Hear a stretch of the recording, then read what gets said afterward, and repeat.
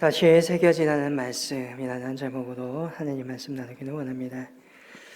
모세가 죽고 이스라엘 백성의 지도자로 여호수아가 세워집니다. 여호수아는 이스라엘 백성들과 함께 가나안 땅으로 들어가게 되지요. 그리고 그 가나안 땅에서 처음으로 두 개의 큰 전쟁을 치르게 됩니다. 잘 알고 있듯이 여리고성 전투와 아이성 전투가 그것입니다. 여호수아는 이스라엘 백성을 세겜으로 데리고 갑니다. 세겜은 오늘 말씀에서 본 뜻이 에발산과 그린심산이 있는 곳입니다. 에발산과 그린심산은 서로 마주보고 있는 산입니다. 그린심산, 나무가 많고 아름다운 산입니다. 그 맞은편 계곡을 사이에 두고 에발산이 있습니다. 에발산은 그린심산과는 달리 거칠고 바위가 많은 산입니다. 여호수아는 33절을 보면 온 백성의 절반을 그린심산에, 나머지 절반을 에발산에 세웁니다. 이는 이미 모세가 행한 바가 있습니다. 신명기 27장을 보면 시므온, 레위, 유다, 이사갈, 요셉, 베냐민 지파는 그린심산에, 누르벤, 갈, 아셀, 스불론, 단, 납달리 지파는 에발산에 세웠습니다. 여호수아도 그렇게 백성들을 세웁니다. 그리고 34절의 말씀처럼 모세가 율법책에 기록한 대로 모든 말씀을 낭송합니다. 그때 여호수아가 축복의 말씀을 선포하면 그린심산에 서 있던 백성들이 화답하고, 저주의 말씀이 선포되며 에발산에 서 있던 백성들이 화답합니다. 이렇게 화답하게 함으로써 이스라엘 백성들이 모세가 명한 모든 율법에 대해 자신들의 입으로 확증하게 만듭니다. 율법 계약 의식이라 할 수 있습니다. 입술의 고백을 통하여서 하나님 앞에 도장을 찍은 것이지요. 만약 내가 말씀을 순종하지 아니하면 이 말씀대로 저주를 받아도 무방하다는 동의인 것입니다. 그런데 지금 여호수아가 이스라엘 백성과 율법, 이 의식을 하고 있는 시점이 중요합니다. 이 율법을 체결하고 있는 의식, 가나안 땅에 들어서자마자 바로 하고 있는 것이 아닙니다. 여리고성 전투와 아이성 전투 후에 행하고 있습니다. 이는 하나님의 말씀을 지키면 축복을 받고 말씀을 지키지 않으면 저주를 받는다는 것을 체험적으로 가르쳐준 후에 맺고 있는 의식입니다. 하나님의 말씀에 순종하였더니 여리고성에서 승리하였더라. 하나님의 말씀을 지키지 아니하였더니 아이성 전투에서 패배하였더라. 이스라엘 백성이 이러한 생생한 체험을 한 후에 율법을 체결하는 의식에 임하고 있습니다. 그들에게 이 말씀은 더 이상 죽은 말씀이 아니라 그들의 삶 속에서 살아 움직이는 말씀이었던 것입니다. 저와 여러분에게도 이러한 체험이 있기를 원합니다. 말씀은 결코 수양의 도구가 아닙니다. 말씀은 결코 단순히 좋은 미사 여구가 아닙니다. 말씀은 능력이요, 말씀은 우리의 생명입니다. 우리가 새벽에 묵상하고 있는 데살로니가의 전서, 바울은 자기가 전파하는 복음에 대해서 데살로니가 전서 1장 5절에 이렇게 고백합니다. 우리의 복음이 너에게 말로만 이른 것이 아니라 또한 능력과 성령과 큰 확신으로 된 것입니다. 예수를 믿으라, 이 말은 단순히 설득의 말이 아닙니다. 이 말씀을 듣고 믿는 모두에게 구원을 이루게 하시는 하나님의 능력인 것입니다. 사람의 말은 순간적으로 사라집니다. 그러나 우리 하나님의 말씀은 우리의 마음 가운데 살아서 우리를 변화시킵니다. 우리가 이러한 능력의 말씀을 경험해야 우리의 신앙은 살아 약동하는 것입니다. 신앙생활에 있어서 과감하게 도전하는 저와 여러분이 되시기를 바랍니다. 신명기 28장을 보면 하나님께서는 우리에게 이렇게 약속하십니다. 내가 내 하나님 여호와의 말씀을 삼가 듣고 내가 오늘 내게 명령하는 그 모든 명령을 지켜 행하면 내 하나님 여호와께서 너를 세계 모든 민족 위에 뛰어나게 하실 것이라. 내가 내 하나님 여호와의 말씀을 청종하며 이 모든 복이 내게 임하여 내게 이르느니 성읍에서도 복을 받고 들에서도 복을 받을 것이며 내가 들어와도 복을 받고 나가도 복을 받을 것이니라. 하나님께서는 우리에게 이렇게 약속하여 주셨습니다. 이 말씀을 들을 때 여러분은 어떠하십니까? 단순히 귀에 듣기 좋은 말씀으로 여기십니까? 단순히 그저 좋은 말씀이 아니라 하지 마시기를 저는 바랍니다. 이 말씀을 듣고 도전할 수 있기를 바랍니다. 정말 말씀대로 살았더니 하나님께서 복을 주셨더라. 확실하게 믿을 수 있기를 원합니다. 말씀대로 살았는데 만약 복을 주지 아니하시면 그러면 그냥 깨끗하게 신앙을 포기하시면 되는 겁니다. 우리는 말씀에 대한 이러한 도전 없이 그저 그런 일 하고 넘어가며 그냥 그러한 믿음이 될 수밖에 없다는 것입니다. 예수님은 요한복음 15장 7절에 너희가 내 안에 거하고 내 말이 너희 안에 거하며 무엇이든지 원하는 대로 구하라 그리하면 이루리라 라고 약속하여 주십니다. 기도의 약속이지요. 너희가 내 안에 있고 내 말이 너희 안에 있으면 그때는 무엇이든지 원하는 대로 구하라. 그러면 내가 이루고 주시겠다라는 주님의 약속인 것입니다. 우리는 그러면 어떻게 합니까? 주님의 말씀을 듣고 예수님의 말씀을 생활 속에 실천하며 하나님 앞에 무릎 꿇고 작정하고 기도하면 되는 것입니다. 만약 그 약속대로 주신다며 믿는 것이고 그렇지 않다면 극단적으로 말해 깨끗하게 버리면 되는 것입니다. 설사 이게 말씀대로 이루어지지 않을지라도 우리는 거기에서 분명 교훈을 얻을 것이고 우리의 신앙은 분명 한 발 더 전진하게 될 것입니다. 우리의 신앙은, 저와 여러분의 신앙은 단순히 말의 신앙이 아니요 관념의 신앙이 아니기를 바랍니다. 저와 여러분의 신앙은 살아 생동하는 체험의 신앙이기를 간절히 소망합니다. 이러한 점에서 이스라엘의 교육이 체험과 경험에 관련해 유명합니다. 이스라엘에서는 초등학교에 들어갈 때까지 글과 글자를 최소한으로 가르칩니다. 유치원에 졸업할 때 1에서 6까지의 숫자와 자기의 이름을 쓸 수 있는 정도의 글자만을 가르칩니다. 왜 그럴까요? 쓰는 것, 그것은 나중에 배워도 늦지 않다는 것입니다. 글자를 쓰는 것보다 중요한 것이 이 시기에 많다는 것입니다.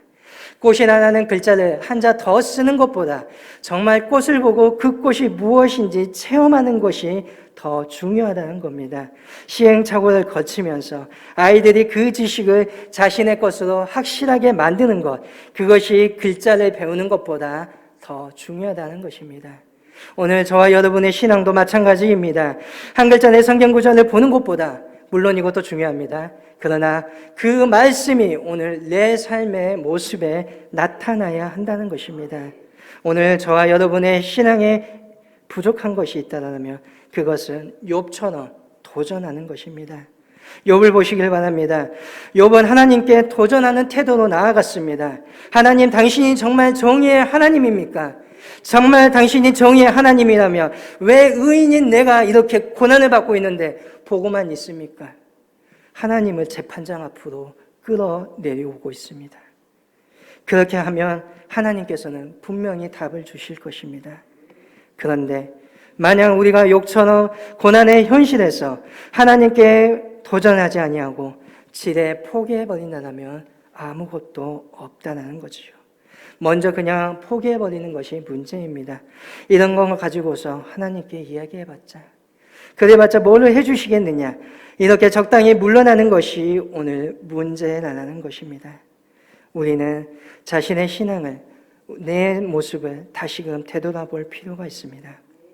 오늘 나의 신앙이 적당한 선에서 물러서는 신앙이 아니었는지, 내 앞에 문제를 가지고서 하나님 앞에 나아가 신음한 적이 있는지 다시금 고민해 보아야 됩니다.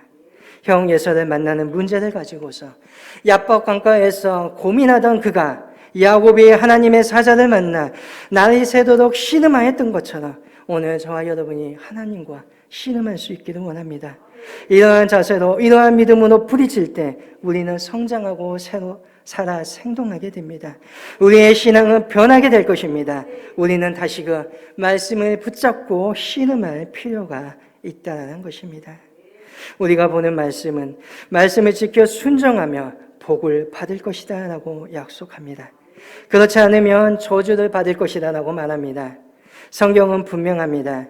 양의 무리에 속하든지 염소에 속하든지 생명으로 인도하는 좁은 문을 가든지 사망으로 인도하는 큰 문으로 가든지 빛의 자녀가 되든지 어둠의 자녀가 되든지 둘 중에 하나입니다. 너무 극단적으로 보이기도 합니다. 그러나 하나님은 이를 통하여서 우리가 분명한 결단을 하기를 원하십니다. 차든지 뜨겁든지 하나님 앞에는 결코 미지근한 것이 없다라는 것입니다. 하나님은 이스라엘 백성이 두 번의 전투와 세겜에서의 이러한 율법을 통하여서 분명한 확신을 갖기를 원하셨습니다. 그것은 하나님의 말씀에 순종할 때 우리의 삶이 복이 주어진다는 확신입니다. 이 확신을 분명하게 우리가 소유해야 한다는 것입니다.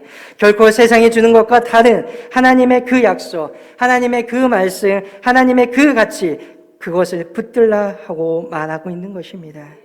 우리가 영적인 전투를 이 땅에서 합니다. 이 영적인 전투에서 중요한 것은 바로 하나님의 말씀을 붙드는 것, 하나님의 말씀에서 말하는 그 가치관을 붙들고 싸우는 것입니다. 사실은 귀신이나 어둠의 세력과 싸우는 것은 오히려 쉽습니다. 왜냐하면 쉽게 보이기 때문입니다. 그러나 가치에 대한 싸움은 다릅니다. 우리의 신앙은 마치 연어가 강문을 거슬러 올라가는 것과 같습니다. 그 강물이나 바로 세상의 가치들입니다. 이 세상의 가치는 연어가 강문을 거슬러 올라가는데 자꾸만 방해합니다. 우리 역시 마찬가지입니다. 그 세상의 가치관에 휩쓸리게 되면 떠내려 갈 수밖에 없습니다. 목적지를 향하여 나아갈 수 없습니다. 그렇기 위해 우리는 말씀의 노를 부지런히 저을 수밖에 없는 것입니다. 세상은 물질 중심의 가치를 말합니다. 그러나 성경은 사람을 이야기하고 있지요. 걸어서 귀신 들린 사람을 구할 때 예수님의 모습과 그 마을의 사람들의 모습을 비교해 보시기를 바랍니다. 걸어서 귀신 들린 사람, 군대 귀신에 들려서 사람들이 그들을 움직이지 못하도록 사슬로 묶고 마을 밖에 놔두었습니다. 예수님께서 이 사람을 치료하시는데 그 귀신들이 이 사람에게서 빠져나와 2,000마리의 돼지떼에 들어가고 그 돼지떼가 바다로 달려가 모두 몰살당합니다. 이 모습을 본 동네 사람들, 한 사람의 생명이 구해져 기뻐하는 것이 아니라 자신들의 물질의 소실을 더 두려워하여서 예수님이 이 마을에서 떠나갈 것을 요구합니다.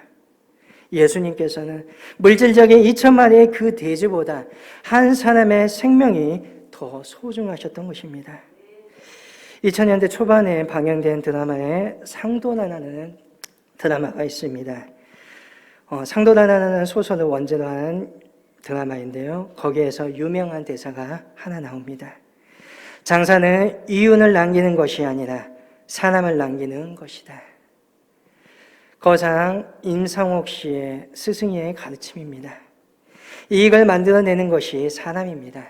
사람을 중심으로 나아갈 때 이익도 되돌아온다는 거죠. 이것은 오늘 교회도 마찬가지입니다. 어떤 물질적인 가치가 중요한 것이 아닙니다. 한 사람의 영혼, 한 생명이 소중한 것입니다. 주님께서는 그러시기 때문에 99마리보다 한 마리의 그 양을 찾아서 목자는 그 들판을 헤매고 있는 것입니다. 정직에 대한 가치도 그렇습니다. 세상이 보는 눈은 결과를 집착하지 가정을 중요시 여기지 않습니다. 잠언 14장을 보면 악한 자의 집은 망하겠고 정직한 자의 장막은 흥하리라고 말씀하십니다. 정직한 자가 형통한다는 것, 그것이 성경이고 우리는 이 가치관을 포기해서는 아니 됩니다. 세상을 보면 정직한 자가 망하고 악한 자가 흥하는 것처럼 보입니다. 그러나 세상의 것은 신뢰할 수 없습니다. 서로 의심하고 서로 속이고 서로 감추며 살아갑니다. 잘 사는 것처럼 보이지만 영의 눈으로 봤을 때 그들이 썩어져 가고 있음을 우리는 보아야 한다는 것입니다. 한편으로는 이 세상에서 살고 그렇게 갈 거라면 상관없습니다. 그러나 우리에게는 영원의 삶이 있습니다. 말씀대로 사는 자가 복이 있다는 것입니다. 성경은 성공보다 그 일에 최선을 다할 것을 이야기합니다. 가짜의 능력이 다른데 겉으로 드러난 성공의 모습을 기준으로 삼는다면 그것이 과연 올바른 평가이겠습니까? 5달란트 받은 사람은 5달란트 남긴 것이 최선이고 2달란트 가진 사람은 2달란트를 남기는 것이 최선입니다. 달란트 비유를 보면 하나님께서는 잘하였다 착하고 충성된 종아, 내가 작은 일에 충성하였으며 내가 많은 것으로 내게 맡기리니 내 주인의 집에 즐거움에 참여할지어다라고 동일하게 칭찬하고 계십니다. 세상의 기준으로 보면 무조건 5달란트 남긴 자가 성공이나 칭찬할 것입니다. 그러나 성경은 그러하지 아니합니다. 하나님께서 우리에게 원하시는 것은 성공이 아니라 오늘 내게 주어진 그 환경에 충실하게 최선을 다해 살아가는 그것을 원하신다는 겁니다. 우리가 물질을 버는 것도 성경은 하나님의 영광과 이웃에 대한 나눔을 위해서라고 말합니다. 그러나 세상은 물질을 버는 것을 그 자체의 목적이요 자신의 유익이라 말합니다. 부의 획득 과정이나 부자가 되어서 돈을 쓰는 방식이 다를 수밖에 없습니다. 세상은 돈이 목적이 되는 가치요, 성경은 돈을 수단으로 보는 가치입니다. 하나님의 말씀은 돈을 수단으로 볼 때 우리의 인생이 행복하고 돈이 사람을 교만하게 만들지 않고 그 목적대로 유용하게 쓰게 하는 가치인 것입니다. 이것이 성경의 가치입니다. 이 가치를 가지고 오늘 말씀에 따라서 우리의 삶을 살아가야 하는 것입니다. 우리는 말씀을 정말 내 삶에 적용하고 있습니까? 말씀은 오늘 우리의 세계 속에, 내 세상 속에 적용되어야 합니다. 또한 말씀에 따르는 그 복의 약속이 오늘도 불변함을 믿어야 합니다. 예전의 말씀이 아닙니다. 그 말씀은 시공간을 초월해서 오늘 인생에 살고 있는 말씀대로 따라가는 사람들에게 주어지는 하나님의 형통의 복인 것입니다. 우리가 말씀을 지키기 어려운 이유, 이처럼 말씀에 대한 확신이 부족할 수도 있습니다. 하지만 궁극적인 이유는 삶의 우선순위가 문제일 수 있습니다. 내 삶의 가장 최우선이 무엇입니까? 만약 내 삶의 가장 최고의 꼭대기가 하나님이면 쉽습니다.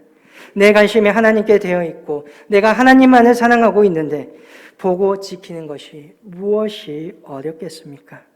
그런데 자꾸만 나의 우선순위가 세상을 보게 되고 주위의 환경을 보게 되면 말씀을 지키는 것이 어렵게 됩니다.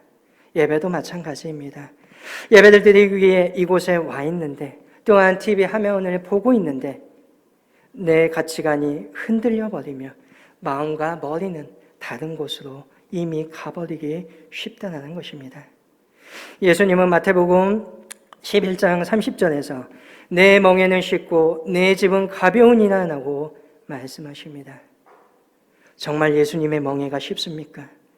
정말 예수님의 그 짐이 가볍습니까?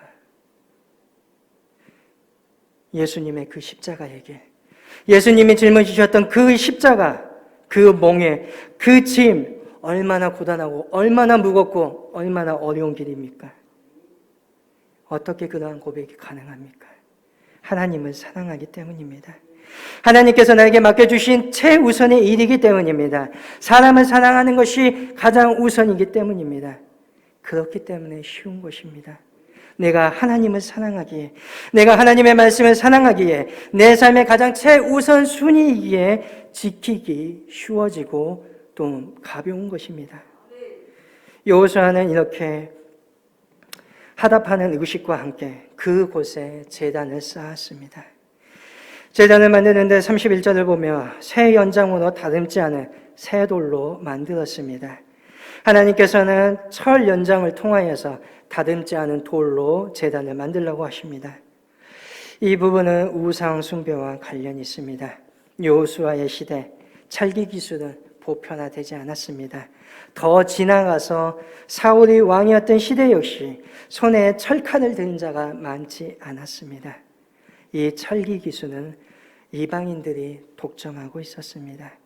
그들은 이를 통하여서 무기도 만들었지만 자신들이 섬겼던 이방신을 위한 제의도구들을 만들었습니다. 그래서 철로 제단 돌을 깎는 것을 하나님께서는 금지하신 것입니다. 하나님은 우상을 싫어하십니다. 그래서 거룩한 하나님의 제단에 조금이라도 우상을 닮은 모습이나 그 저주가 깃든 것을 용납하지 못하셨던 것입니다. 우리를 향한 하나님의 모습도 마찬가지입니다.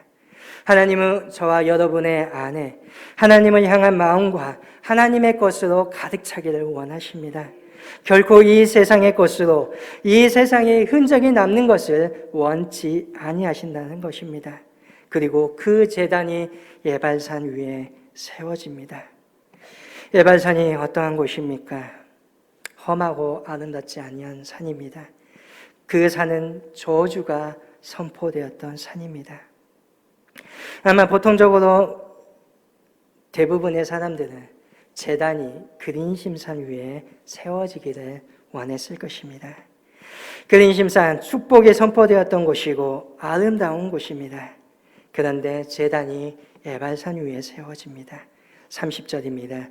그때 여호수아가 이스라엘 하나님 여호와를 위하여 에발산에 한 제단을 쌓았으니, 왜 에발산 위에 쌓였을까요? 여기에는 놀라운 진리가 담겨 있습니다. 이는 장차 나타날 예수 그리스도의 사건을 예표하고 있었습니다. 예수님께서 우리의 인생들 가운데 당해야 될 모든 저주를 대신 다 받으셨습니다. 갈라디아서 3장 13절에 이렇게 말씀합니다. 그리스도께서 우리를 위하여 저주를 받은 바 되사 율법의 저주에서 우리를 속량하셨으니 기록된 바 나무에 달린 자마다 저주 아래 있는 자라 하였습니다. 예발산에서 선포되었던 모든 저주의 화살을 예수님께서 대신 다 맞으신 것입니다. 율법을 지키지 못하였던 죄요, 이 죄 때문에 사망이 우리에게 임하였는데 그 사망의 죄의 저주마저도 예수님께서 담당하여 주셨다는 겁니다. 예발산에서 저주가 선포되었을 때 하답하였던 지파 중에 스불론과 납달리 지파가 있습니다. 이 두 지파의 기업이 어디인 줄 아십니까? 갈릴리 호수 주변입니다. 갈릴리 호수 주변이 어떠한 곳입니까? 예수님께서 주로 활동하셨던 곳입니다. 어려움이 있고 고난이 있고 흑암이 있고 아픔이 있던 그 땅이 바로 예수님의 주된 활동지였습니다. 그곳에 빛을 비추셨고 그곳에 생명을 주셨고 그곳에 사망을 꺾는 권세를 주셨다는 것입니다. 사람들은 분명히 그린심산, 그 축복의 자리에 서 있기를 원합니다. 저도 마찬가지입니다. 그러나 에발산 저주의 자리에 내가 오늘 서 있다 할지라도 절망할 이유가 없습니다. 왜? 그곳에 제단이 있습니다. 저주의 그 땅에 예수님께서 서 있습니다. 그리스도의 보혈이 저와 여러분의 모든 죄를 덮고 우리를 깨끗게 하여 주신다는 겁니다. 주님은 의인을 부르러 오신 것이 아닙니다. 죄인을 부르러 오셨습니다. 의사가 정말 필요한 사람은 건강한 사람이 아니라 병들어 있는 사람입니다. 그러므로 제단은 예발산 위에 세워진 것이 맞습니다. 우리는 그곳에서 예수님을 만나게 됩니다. 우리 스스로 예발산 인생임을 고백하며 예수님께 나아갈 때 하나님께서는 그린심산의 그 축복으로 바꾸어 주실 것을 믿습니다. 다시 새겨지는 말씀으로 도전하는 삶이 되시기를 바랍니다. 하나님의 말씀을 가지고 세상의 강문을 거슬러 올라가는 저와 여러분이 되시기를 바랍니다. 내 자리, 내 삶의 이곳이 마치 에발산의 그 꽃대기처럼 험하고 저주가 받아지는 곳처럼 보이지만 그곳에 예수님이 나와 함께 서 계시니 그린심산의 축복으로 바꾸어 주실 것이라 믿으시기를 바랍니다. 하루하루의 삶을 믿음으로 전진하는 저와 여러분이 되시기를 바랍니다. 다시금 말씀으로 도전하며 오늘 우리의 신앙이 살아 숨쉬고 생동하며 약동하는 믿음의 저와 여러분이 될 수 있기를 주님의 이름으로 간절히 축원합니다.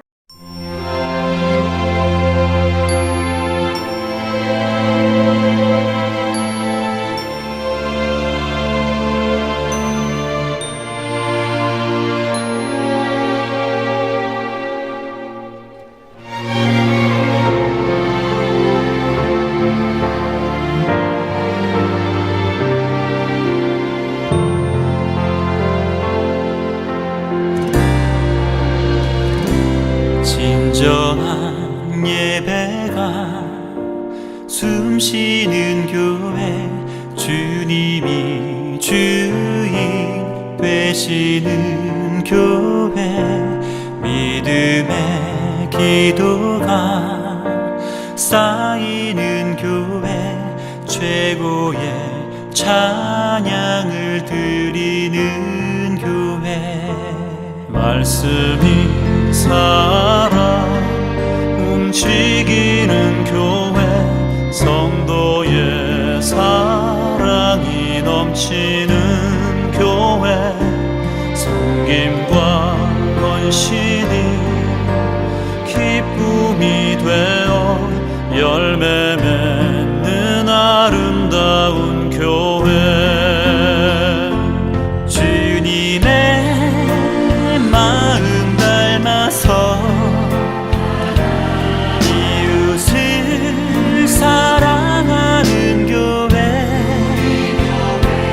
주님의 영광을 위해서 빛 되신 주님 전하는 교회. 사랑의 불꽃이 활짝 피어나 날마다 사랑에 빠지는 교회, 주께서 사랑하는 우리 교회가 이런 교회 되게 하소서.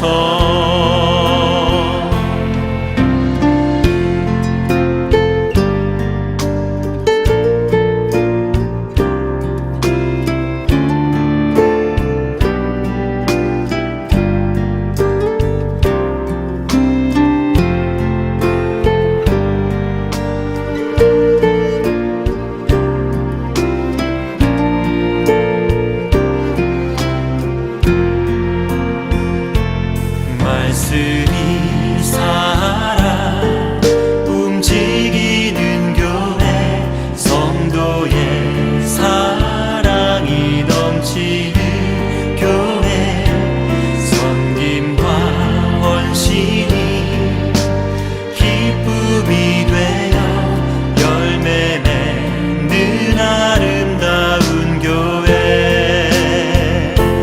주님의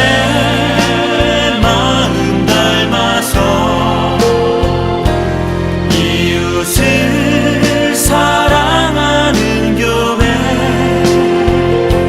주님의 영광을 위해서 빛 되신 주님 전하는 교회, 주께서 사랑하는 우리 교회가 이런 교회 되게 하소서. 주님의 마음 닮아서 이웃을 사랑하는 교회, 주님의 영광을 위해서 빛 되신 주님 전하는 교회. 사랑의 불꽃이 활짝 피어나 날마다 사랑에 빠지는 교회, 주께서 사랑하는 우리 교회가 이런 교회 되게 하소서. 주께서 사랑하는 우리 교회가 이런 교회 되게 하소서. 이런 교회 되게 하소서. 이런 교회 되게 하소서.